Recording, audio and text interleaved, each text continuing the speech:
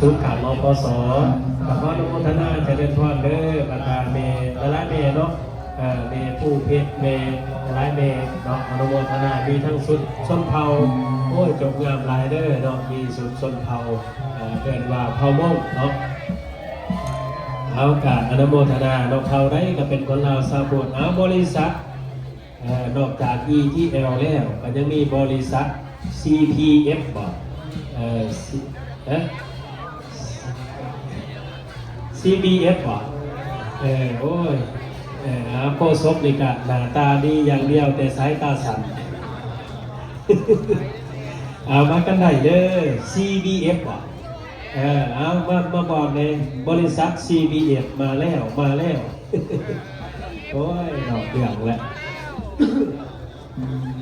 เอาอนุโมทนาสาธุศรัทธาไม่ออกยังนี่บอกจดซื้อกันได้เด้อให้ประจันพันเอามากันได้บรรดาสายทานศรัทธาพุทธบริษัทเฮาตอนนี้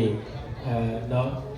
อนุโมทนาบุญกุศลนั้นตอนนี้ผู้ใดมาแล้วก็เอาไปทั้งด้านนั้นเด้อภาษาเพิ่งเนาะนี่พระเดชพระคุณ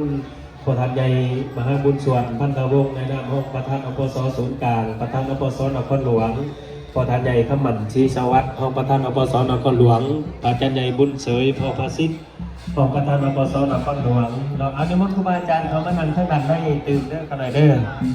มาจากทางวัดถาดหลวงบอหรือว่าทางด้านไหนหากว่าทั้งนั้นเต็มข้าวถวายได้เนาะโคศกเอาพระเจ้าให้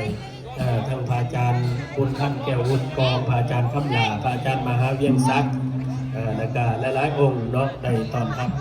ขออนุโมทนาบุญกุศลนำไปออกสุดพิพงศ์ชัยวงศ์เนาะดงสวัสดิ์โมทนาแสนเศร้าพันกีบขออนุโมทนาเด้อขอให้บุญคำนำสู่อยู่ดีมีแห่งสุขกายสุขใจด้วยเถิด